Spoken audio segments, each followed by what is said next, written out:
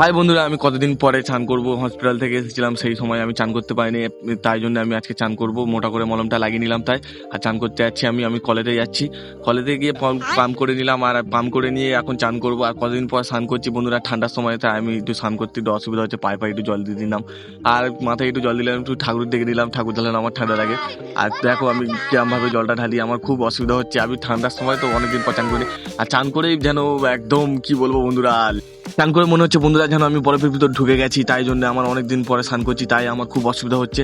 আর গায়ে জল ঢেলে আমার খুবই ভালো লাগছে, অনেকদিন পর স্নান করছি। গা যেন হালকা হয়ে গেল, এবার একটু মাথায় ফাতায় একটু শ্যাম্পু টেম্পু করে নিলাম, হালকা করে মুখে টুকে শ্যাম্পু দিয়ে দিলাম, আর দিয়েই যেন খুব মাথাটা হালকা হালকা লাগছে। অনেকদিন পর স্নান করছি তো বন্ধুরা, মাথায় শ্যাম্পু ফ্যাম্পু দিয়ে, তাই খুবই ভালো লাগছে।